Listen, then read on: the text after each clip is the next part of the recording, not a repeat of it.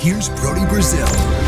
So as I record this, it has yet to be announced what you now already know, that Drew Remenda is going to be joining our Sharks coverage for this season. In fact, it's going to be happening right around the corner, and I really can't wait to see and hear your guys' reaction on this. I mean, not just when it eventually is announced, but also when you see him on television for the first time, breaking down your favorite team, just like the old days. I realize that in 2021, everybody's got a different opinion on pretty much everything. But I really do feel like the excitement behind this is going to be unanimous. And again, I just can't wait to experience that. I want to share a couple things in this video, but I also want to tell you what I'm not going to do. I'm not going to dive into the past and whatever happened, and I'm also not here to ponder potentials for the future. That's just way too deep. That's not in my lane. It's just not going to happen here. And the other thing I want to clarify, we're adding Drew to an existing great team. I love all my teammates. We are so fortunate to have the width and the depth of the group we already do. This is only about Drew. This is not about anybody else. I just want to make that very clear, that my excitement level in bringing him back is just like welcoming back an old friend, and having your team that's already, really good, get that much deeper. So that's all I really want to say off the top here. But a couple things to share in the minutes of this video, and the first would be, I've always appreciated Drew for his passion towards this hockey team, this franchise, but also the San Jose community. I mean, you understand, he's a Canadian.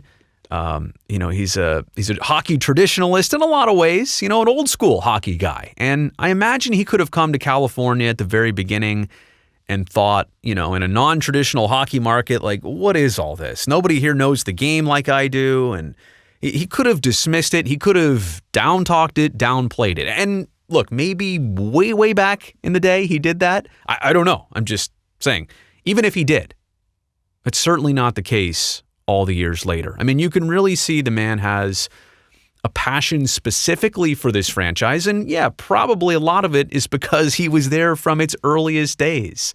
He got to see this franchise at a way different time than you and I know it here and now. And so, again, I just think it's something to admire, is his appreciation for the franchise. And even when years passed that he was not part of the Sharks, doing something else, I know he was watching, absorbing, and observing pretty much everything that was going on in San Jose. The man's passion for this franchise, and again, this community, has never wavered. And I'm just so glad that things have fallen into place and this could all work out.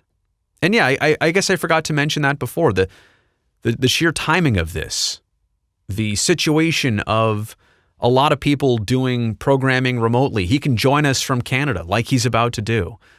Just so very special and so very cool that this opportunity is presenting itself at a most crazy time, right, in the world in general. So yeah, that observation, right, just Drew and his passion for the Sharks. But I also want to share maybe one or two related stories, and it's kind of personal. It involves when I joined the Sharks broadcast team in 2009.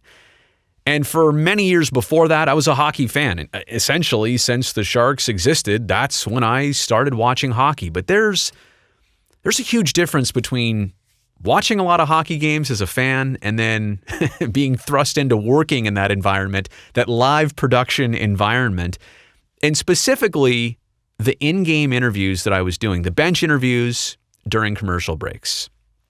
Those were such a difficult task. Like I said, I was a rookie in all of this.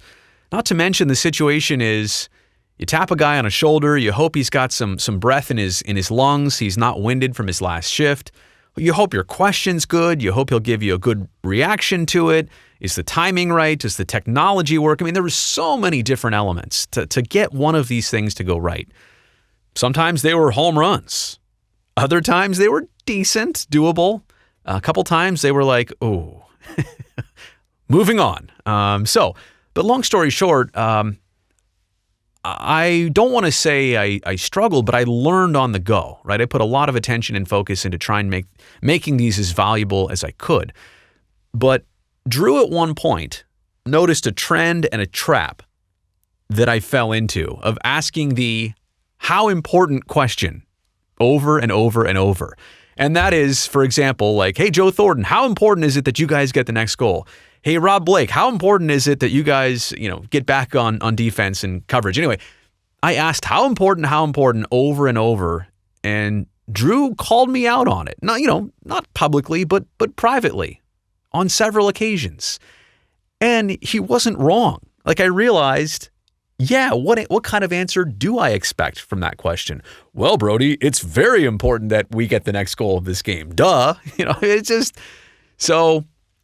The point here, as it relates to Drew, is that a lot of other people as colleagues, right, they could have just not said anything. They don't want to, bug this person. They don't care enough about that guy. Let him struggle. It's not my problem, right? It's not my deal.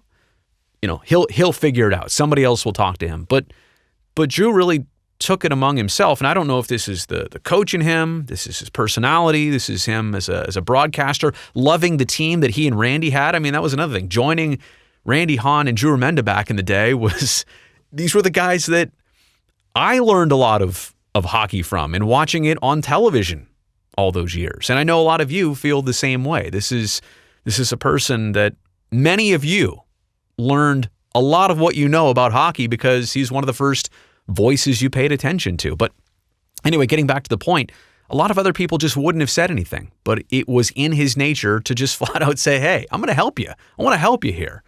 So I always appreciated that in retrospect. And I mean, you could even say that, he was a bit stern and firm about it and a lot of different things. This is just one example, but I always appreciated it because I knew it came from a great place. And I knew that the passion and the end result was making our team and our product that much better. So I have a lot of people to thank, kind of ascending in this broadcast career, people that they do or they don't even know that they help me just by being good examples. And I got to watch how they operate, watch how they succeed. And I learned from it. Drew was definitely one of those people. Not anymore. Not anymore. I've got nothing to gain from him anymore. I'm just saying. But back then, I definitely did. Just kidding. And the other part of it was actually with these bench interviews. I quickly realized that if I was doing them right, if I was getting a good answer out of somebody, a really good nugget, that Drew would find a way to work it back into the broadcast later on. For example, I don't know. Get a player to say something, get a Patty Marleau to give you a little hint about the forecheck that night. And Drew would see an example of that in the game and he'd say, hey, remember a couple minutes ago when Patty and Brody were talking on the bench? And that to me was like throwing a dog a bone, like that to me was the ultimate pat on the back that I could contribute not only to the broadcast, but to the point that it would help him tell stories in the game and to the point that he would observe it and it was relevant to him. And so again, I always appreciated that kind of recognition.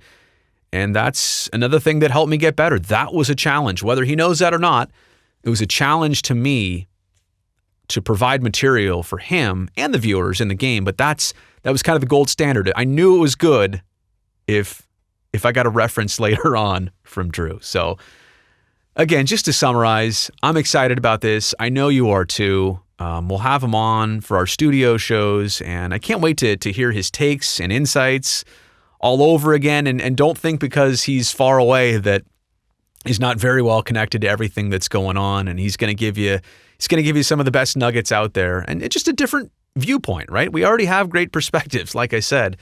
This is just an additional set of eyes and a background and a personality that we're all familiar with. Yeah, of course, we're also going to have a lot of fun with this too. So can't wait to see and hear all of your guys' reaction.